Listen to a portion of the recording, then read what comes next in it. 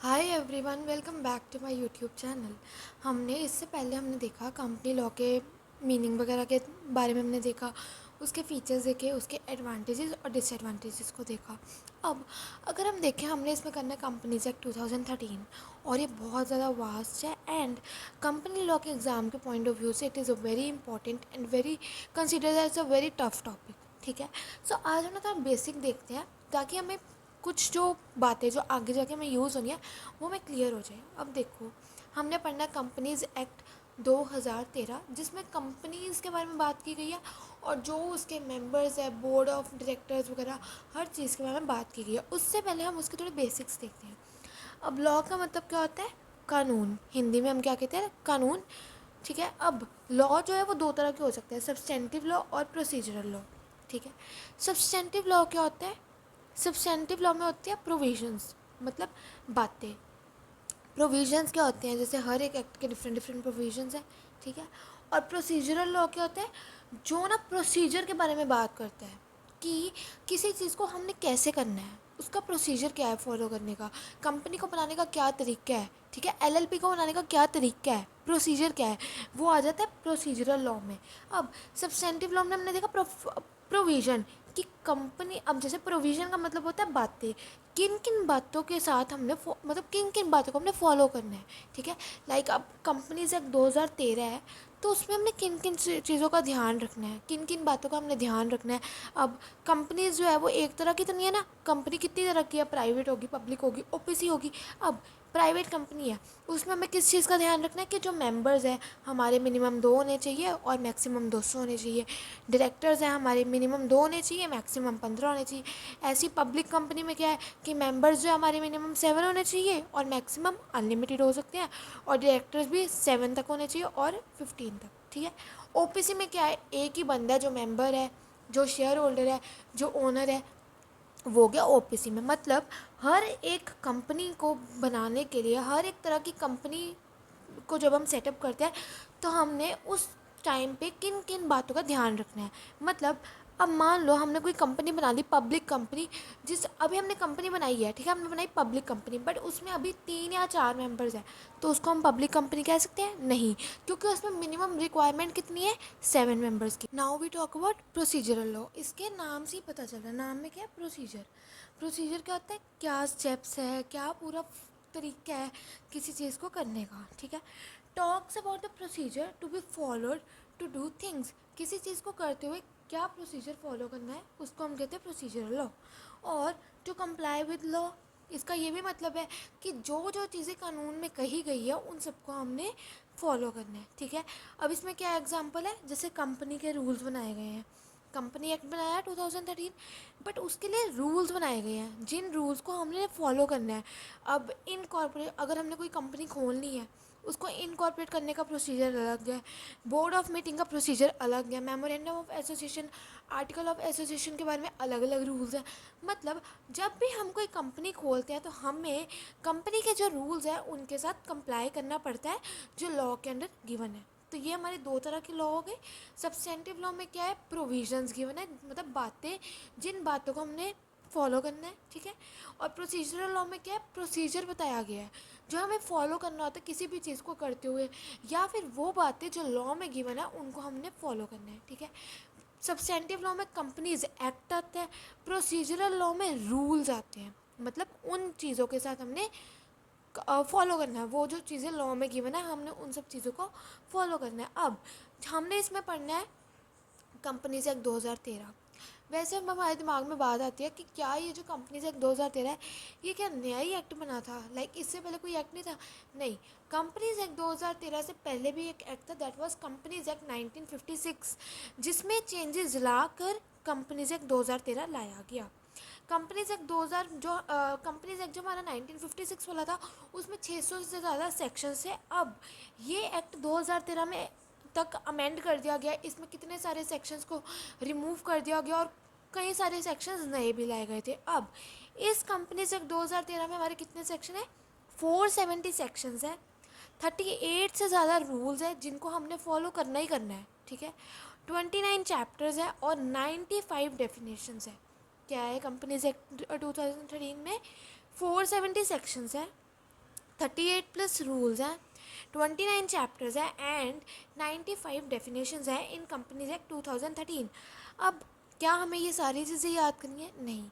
इनमें जो जो चीज़ें इंपॉर्टेंट हैं हमें वही याद करनी है कि लाइक मान लो कि पब्लिक कंपनी कौन से सेक्शन में आ रही है, ओपीसी कंपनी कौन से सेक्शन में आ रही है, ये सब चीज़ें, ये भी बहुत ज़्यादा इंपॉर्टेंट नहीं होता कि हमने याद करना ही करना है, but if we do it तो ये हमारे लिए बेनिफिशियरी रहेगा, कुछ नुकसान तो होगा नहीं। और रूल्स का हमने यहाँ पे पढ़ा कि रूल्स को फॉलो करना is compulsory while setting up any company. कोई भी कंपनी इनकॉर्पोरेट करते हैं तो रूल्स को सेटअप करना is very much important and very much compulsory. I hope इतना आपको क्लियर होगा। अब जो हमने कंपनीज एक्ट में 2013 में देखा 470 सेक्शंस हैं, ठीक है। अब इन सेक्शंस को कैसे कैसे डिवाइड किया गया हम वो देख लेते हैं ताकि हमें थोड़ी बेसिक नॉलेज हो कंपनीज एक्ट स्टार्ट करने से पहले उसके बारे में, ठीक है। अब जो सेक्शन 1 और 2 है वो तो हर एक्ट का हमें पता ही है, कोई भी एक्ट खोल लो उसके जो पहले 2 सेक्शन होते हैं वो बेसिकली इंट्रोडक्शन के लिए होते हैं। सेक्शन 1 और 2 में इंट्रोडक्शन दिया कि कंपनी क्या है, मतलब कैसे कैसे आई, कौन कौन से मतलब क्या क्या अमेंडमेंट्स के बाद ये एक्ट आया, ये सब चीज़ों के बारे में इंट्रोडक्शन में गिवन है। नाउ इसके बाद हम सीधा आते हैं सेक्शन 23 से लेके सेक्शन 42 तक जो है, इसके बीच का जो लॉट है वो हमारा कंपनीज एक्ट में नहीं आता, ठीक है। तो ये सेक्शन 23 से 42 है वो किसके बारे में बात करती है? प्रोस्पेक्टस के बारे में और अलॉटमेंट ऑफ सिक्योरिटी। प्रोस्पेक्टस क्या होता है? एक डॉक्यूमेंट होता है जो हर एक कंपनी इशू करती है, हर एक एसोसिएशन इशू करती है, ताकि जो हमारी जनरल पब्लिक हो उसको पता हो कि इस पर्टिकुलर एसोसिएशन में क्या है। अब हमारे कॉलेजेस के भी प्रोस्पेक्टस होते हैं, जब भी हम किसी कॉलेज में एडमिशन लेते हैं उससे पहले हम क्या करते हैं, उस कॉलेज के प्रोस्पेक्टस को देखते हैं कि उसमें कौन कौन से कोर्सेज हैं, कितनी रेटिंग है, क्या क्या सिस्टम है उस कॉलेज का, हर चीज़ के बारे में। उसी तरह से कंपनी का भी होता है, ठीक है। इसके बारे में सेक्शन 23 से लेकर सेक्शन 42 में गिवन है। और इसमें कौन से रूल्स आते हैं? Company prospectus and allotment of security rules 2014, ठीक है। ये रूल्स अगर आपको याद हो तो अच्छी बात है, सेक्शन याद करना इज़ नॉट कंपल्सरी। अगर रूल्स याद होते हैं तो वेल एंड गुड, अगर नहीं याद होते फिर लिख दो as per the rules, as per the provided rules of companies act 2013, ऐसे करके हम लिख सकते हैं, ठीक है। प्रोस्पेक्टस किसमें गिवन है? सेक्शन 23 से लेके सेक्शन 42 हमारा prospectus and allotment of securities के बारे में बात करता है और इसमें रूल्स अप्लाई होते हैं company prospectus and allotment of security rules 2014। इसके बाद में आता है हमारा सेक्शन 42 हो गया। सेक्शन 43 से लेके सेक्शन 70 तक वो किसके बारे में बात करता है? शेयर कैपिटल के बारे में। शेयर कैपिटल में कौन से रूल अप्लाई होते हैं? Company share capital and debenture के रूल्स 2014, ठीक है। शेयर कैपिटल के कौन से सेक्शन है? सेक्शन 43 से लेके सेक्शन 70 तक, जिसमें company share capital and debenture के रूल्स 2014 अप्लाई होते हैं। अब 70 के बाद जो हमारा डिबेंचर वाला टॉपिक है, सेक्शन 71 अकेला ऐसा सेक्शन है जो डिबेंचर्स के बारे में बात करता है और इसमें भी यही वाला सेम रूल अप्लाई होता है, company share capital and debenture rules 2014। इसके बाद हमारा आता है डिपॉजिट्स। डिपॉजिट्स के बारे में कौन से सेक्शन में बात की गई है? सेक्शन 73 से लेके 76A हमारा बात करता है डिपॉजिट्स वाले टॉपिक के बारे में, ठीक है। और इसमें कौन से रूल अप्लाई होते हैं? Company acceptance of deposit rules 2014। Company acceptance of deposit rules 2014 कौन से सेक्शन में? सेक्शन 73 से लेके 76A तक, ठीक है। Then is registration of charges. Registration of charges किस कौन से सेक्शन में आता है? सेक्शन 77 से लेके 87 तक। Section 77 to section 87 talks about the registration of charges, कि कंपनी को रजिस्टर करने में कितना हमारा पैसा लग रहा है उसके बारे में। और इसमें कौन से रूल अप्लाई होते हैं? Company registration of charges rules 2014। Mostly हम जितने भी रूल्स पढ़ेंगे वो हमारे 2014 के ही होंगे, बट कुछ ऐसे रूल्स हैं जो अब अपकमिंग ईयर्स में बनाए गए, जैसे 2016 में कोई आया है, 2018 में आया है। बेसिकली सारे रूल्स हमारे 2014 के ही हैं। जिस साल कंपनी से 2013 को बनाया उसके एक साल बाद उसके रूल्स एप्लीकेबल हो गए, ठीक है। रजिस्ट्रेशन ऑफ चार्जेस के बारे में बात की गई है सेक्शन 77 से लेके 87 तक। और कौन से रूल है? Company registration of charges rules 2014, ठीक है। नाउ 87 के बाद हमारा सीधा आ जाता है सेक्शन 96 से लेके 122। इसके जो पीछे वाला लॉट है वो हमारा जो हमने स्मॉल कंपनी हम पढ़ते हैं उसके बारे में उसमें आ जाता है, ठीक है। जनरल मीटिंग के बारे में कौन से सेक्शन में बात की गई है? सेक्शन 96 से लेके सेक्शन 122 तक जनरल मीटिंग के बारे में बात की गई है, और इसमें यही वाले रूल्स एप्लीकेबल है जो रजिस्ट्रेशन ऑफ चार्जेस वाले में एप्लीकेबल होते हैं। जनरल मीटिंग के बारे में बात की गई है सेक्शन 96 से लेके सेक्शन 122 तक, और इसमें कौन से रूल अप्लाई होते हैं? Company registration of charges rules 2014। इसके बाद हमारा आता है सेक्शन 122 हो गया। सेक्शन 122 के बाद आता है सेक्शन 123 से लेके 127 तक, जो बात करता है डिविडेंड के बारे में। डिविडेंड हमें किसके ऊपर मिलता है? हमारे प्रेफरेंस शेयर्स के ऊपर हमें डिविडेंड मिलता है। ठीक है, डिविडेंड के बारे में बात की गई है सेक्शन 123 से लेके 127 तक। इसमें कौन से रूल अप्लाई होते हैं? Company declaration and payment of dividend rules 2014। Company declaration and payment of dividend rules 2014, ये डिविडेंड के बारे में बात करता है और डिविडेंड के ऊपर ये वाले रूल्स अप्लाई होते हैं। नाउ अब हमारा है accounts of company. Account of company के बारे में बात किस में की गई है? सेक्शन 128 से लेके सेक्शन 138 तक। ठीक है, सेक्शन 128 से सेक्शन 138 बात करते हैं अकाउंट्स ऑफ कंपनी, जिसमें बताया गया जो कौन से रूल में आता है? Company accounts rules 2014। तो जो अकाउंट्स ऑफ कंपनी के बारे में बात की गई है that is being done in the section 128 to section 138, और इस पर कौन सा रूल अप्लाई होता है? Company accounts rules 2014। इसके बाद में हमारा था ऑडिट और ऑडिटर्स। ऑडिट कौन करते हैं? सीए वगैरह। ठीक है, इसके बारे में कौन से सेक्शन में बात की गई है? सेक्शन 139 से लेके सेक्शन 148 तक, और इसमें कौन से रूल अप्लाई होते हैं? सेम एज इट इज़, जो इसका नेम है वही इसमें आ जाएगा, company audit and auditors rule 2014। इतना क्लियर है। इंट्रोडक्शन के बारे में बात की गई है सेक्शन 1 एंड 2 में। प्रोस्पेक्टस के बारे में बात की है सेक्शन 23 से लेके 42 तक। शेयर कैपिटल के बारे में 43 से लेके 70 तक। देन डिबेंचर्स के बारे में 71 में। डिपॉजिट्स के बारे में 73 से लेके 76 ए में। रजिस्ट्रेशन ऑफ चार्जेस के बारे में बात की गई है सेक्शन 77 से लेके 87 तक। देन जनरल मीटिंग के बारे में बात की गई है 96 से लेके 122 तक। देन डिविडेंड के बारे में बात की गई है 123 से लेके 127 तक।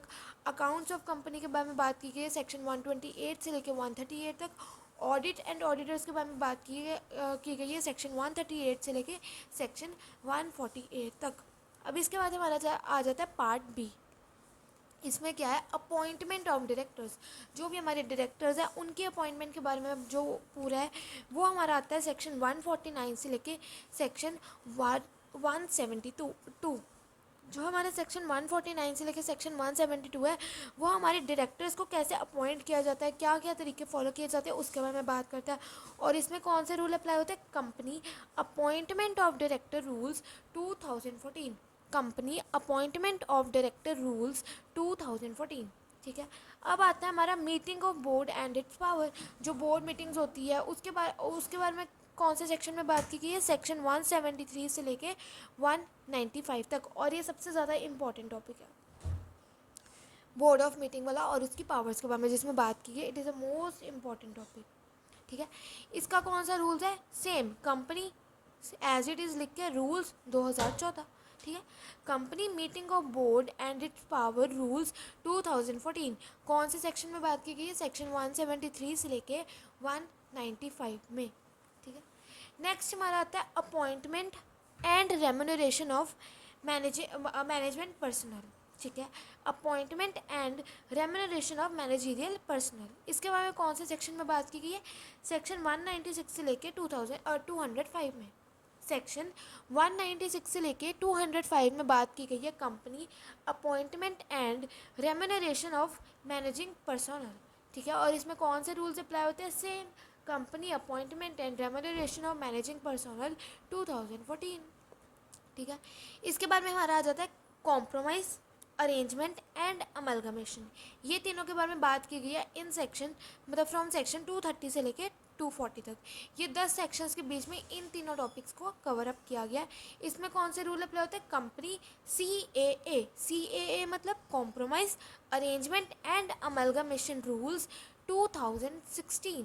ठीक है, अब ये तो हमारे हो गए सारे जो हमारे इम्पोर्टेंट जितने भी हैं हो गए। अब इसके बारे में हमारा आता है सेक्शन 241 से लेके 245। ये 5 सेक्शन बात करते हैं माइनॉरिटीज़ के इंटरेस्ट के बारे में। ठीक है, ऑपरेशन एंड मिसमैनेजमेंट। ऑपरेशन मतलब किसी को दबाना। ठीक है।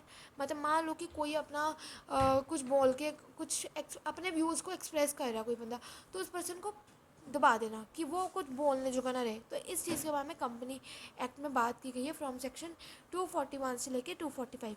माइनॉरिटीज़ में कौन कौन आ जाते हैं? 18 से कम वाले, जो लोअर कास्ट पीपल को काउंट कर लिया जाता है, वो माइनॉरिटीज़ में आ जाते हैं, ठीक है। देन आता है हमारा, इसके बाद हमारा सीधा आ जाता है सेक्शन 441। ये जितने हमने देखे ना, ये हम सारे इंपॉर्टेंट वाले देख रहे हैं, बिकॉज ऐसे तो बहुत ज़्यादा सेक्शंस है, बट वो इतने रेलिवेंट नहीं है सिलेबस के पॉइंट ऑफ व्यू से। सेक्शन 441 में आता है compounding of offences. Compounding of offences मतलब कोई मिस्टेक जब बाय मिस्टेक हो, हमने कोई गलती कर दी, हमसे कोई गलती होगी बट वो जान के नहीं हुई, गलती से होगी, तो उस टाइम पे पनिशमेंट से छूट मिल जाती है, ठीक है। हम खुद ही जाके मान लेते हैं, ठीक है। अगर हम खुद ना माने, हमसे कोई गलती चाहे गलती से ही हुई, हम नहीं एक्सेप्ट करते, तो एक तरह से फिर हमें गलत माना जाएगा। बट कभी कभी जो मिस्टेक्स है हमसे बाय मिस्टेक होती है, तो उसको पूरी तरह से चेक करके फिर जो भी पनिशमेंट हमें वैसे मिलनी होती है, अगर हमसे गलती से ना हुई होती तो हमें पनिशमेंट मिलती, जो उस टाइम पनिशमेंट मिलनी होती ना उससे कम मिलती है। That is known as compounding of offences, ठीक है। मतलब गलती से गलती हो गई, ठीक है। देन आता है सेक्शन 447। 447 बात करता है पनिशमेंट फॉर फ्रॉड। मतलब हमारे जो हमने कंपनीज एक्ट पढ़ना ना पूरा, जितने भी एक्ट्स में हम पढ़ेंगे ना पनिशमेंट, क्या पनिशमेंट है, वो सभी पनिशमेंट सेक्शन 447 में गिवन है। और ऑलमोस्ट जो भी पनिशमेंट्स है वो सेम होती है, 5 साल 10 साल ऐसी। और फाइन जो है वो कंपनीज के वर्क के ऊपर डिपेंड करता है कि कंपनी ने क्या फ्रॉड किया, उसके ऊपर डिपेंड करता है कितना फ़ाइन इम्पोज होगा। जितनी भी पनिशमेंट्स है वो कंपनीज एक्ट के सेक्शन 447 में बताई गई है, ठीक है। एक हमारा नया लॉट आया था, दैट इज़ सेक्शन, मतलब ये हमारा अमेंडमेंट के बाद आया था, अभी नया नया ही आया था, that is section 378A to section 378Z, ठीक है। ये किसके बारे में बात करते हैं? प्रोसीजर कंपनी के बारे में, ठीक है। आई होप ये आपको सारे जितने भी सेक्शंस हैं कंपनीज एक्ट 2013 में जो मोस्ट इंपॉर्टेंट है जो हमने करने हैं, वो सारे आपको क्लियर होंगे। पहला है इंट्रोडक्शन, सेक्शन 1 एंड 2 प्रोसीजर और अलॉटमेंट ऑफ सिक्योरिटी, सेक्शन 23 से लेके 42 तक। शेयर कैपिटल 43 से लेके 70 तक। डिबेंचर्स 71, डिपॉजिट 73 से लेके 76A। Then registration of charges 77 से 87। जनरल मीटिंग 96 से लेके 122 तक। डिविडेंड 123 से लेके 127 तक। अकाउंट्स ऑफ कंपनी 128 से 138 तक। Audit and auditor 139 to 148। Then appointment of directors के बारे में सेक्शन 149 टू 172 में बात की गई है। Then meeting of company and its power के बारे में बात की गई है सेक्शन 173 से लेके सेक्शन 195 में। Appointment and remuneration of managerial personal के बारे में बात की गई है सेक्शन 196 से लेके 205 तक। देन CAA मतलब कॉम्प्रोमाइज़ अरेंजमेंट एंड अमेलगमेशन के बारे में बात की गई है 230 से लेके 240 के सेक्शन के बीच में। देन 241 से 245 माइनॉरिटीज़ के इंटरेस्ट के बारे में बात करते हैं। 441 जो हमारा सेक्शन 441 है वो कंपाउंडिंग ऑफ ऑफेंसेस के बारे में बात करते हैं। 447 में जितनी भी पनिशमेंट्स है वो बताई गई है। और जो सेक्शन 378A से लेके जो हमारा 378Z है वो प्रोसीजर कंपनीज के बारे में बात करते हैं। ये हमारे थे पूरे लॉट जो हमने कंपनीज एक्ट 2013 में पढ़ना है। अब जो कंपनीज एक्ट 2013 है ये हमारा सेंट्रल गवर्नमेंट का लॉ है और एप्लीकेबल है होल ऑफ इंडिया पे। इसके बाद जो आगे जितना भी कंसेप्ट है वो हम नेक्स्ट वीडियो में डिस्कस करेंगे। तब तक के लिए रिवाइज करते रहो। Take care, good bye, love you all.